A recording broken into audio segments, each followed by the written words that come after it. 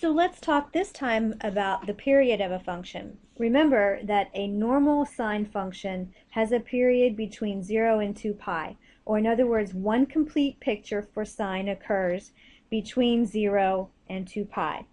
So let's see what happens when we change this value right next to x. Okay, so if I change that, let's say I change that number to 3.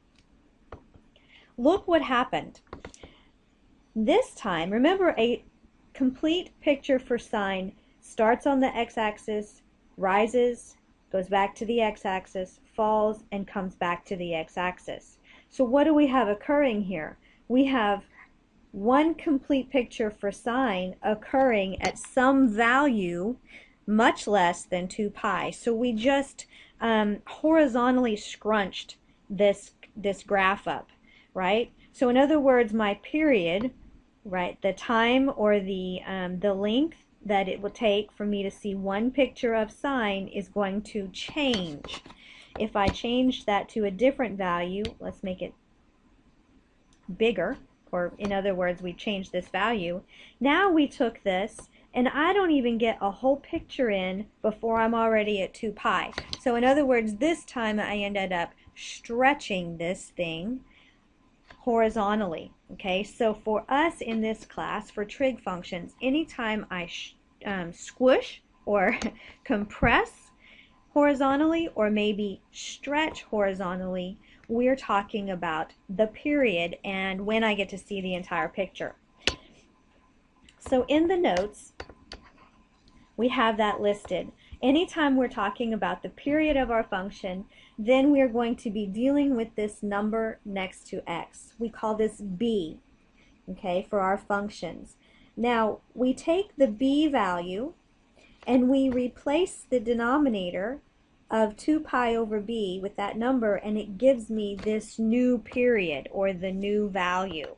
So for a normal period, remember if we just have y is equal to sine x, this would be a 1, wouldn't it?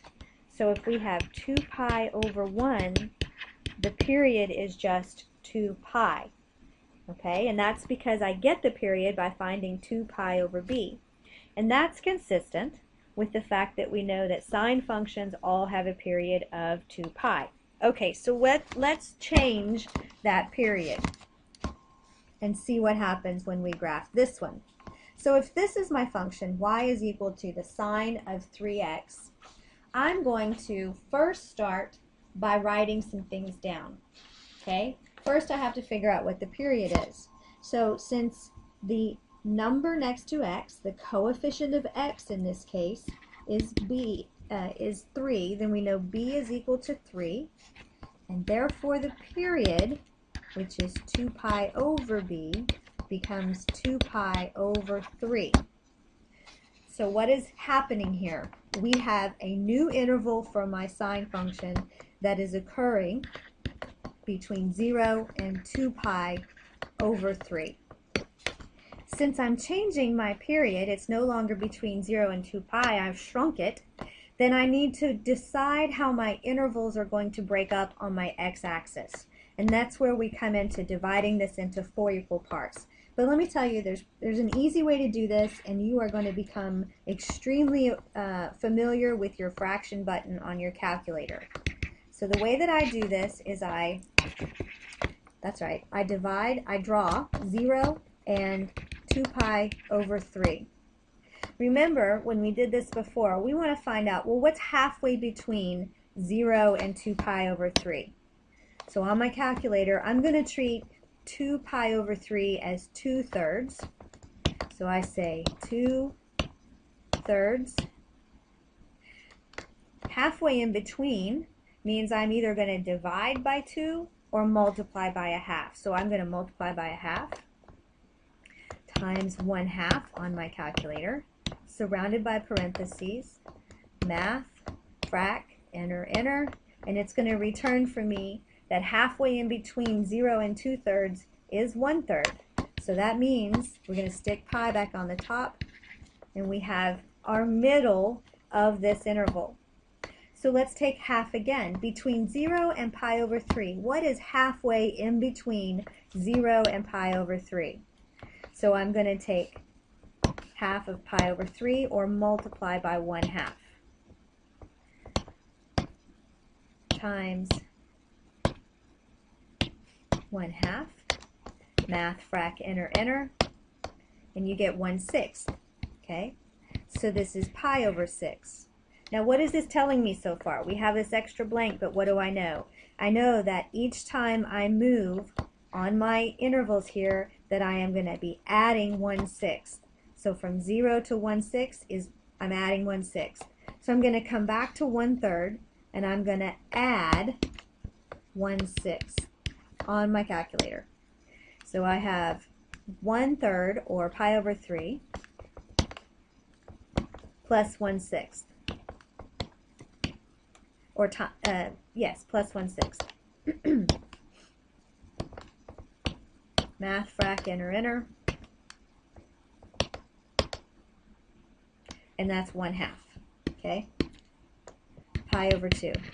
Now maybe you can do these intervals in your head. Some of you can, some of you can't. It's not exactly the most fun thing to do, to add fractions when you don't have common denominators, so let your calculator do the work. Now, what does this tell us? Let me put that back. What does this tell us? This tells us that the x-axis on my graph is now going to be broken up like this. Okay, so we're going to graph my function using those new values. So I'm going from 0 to 2 pi over 3. So I just kind of make some distance up out here. I take half of that to be pi over 3. Half of that's pi over 6. And the other half is pi over 2. Okay? Our function is just the regular sine function 3x. In other words, the amplitude of this function is 1.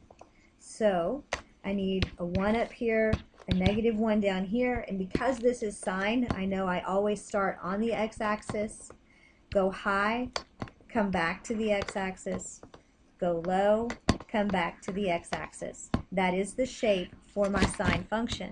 Now I'm going to connect the dots, and you can see that that's what it looks like. So for this particular example, we actually compressed the period, or the picture, of our sine function. Let's practice that one more time. Here we have the cosine function.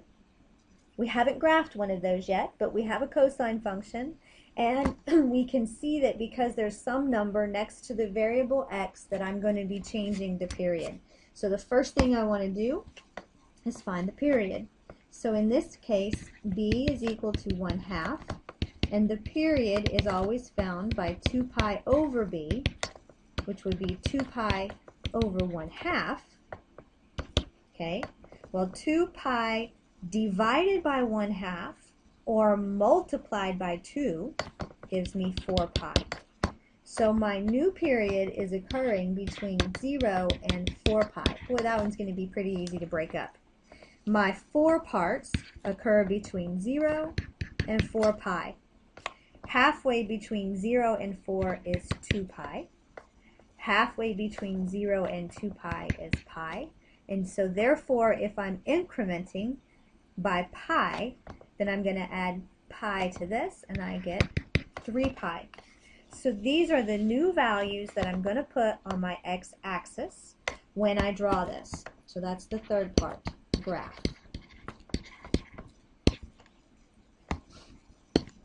So we come over here, we have our 0 to 4 pi, we have halfway at 2 pi, half of that's pi, the other half is 3 pi. The amplitude for cosine is still just 1, so I only need to come down to my graph and add a 1 here and a -1 here. Now we haven't graphed cosine like I said, but all cosines are going to start high, cross the axis, go low, cross the axis, and end high. All cosine functions do that. So we can connect the dots and sketch the graph. And you can see how this period is actually stretched. Okay? And that's how you would graph the period for sine and cosine.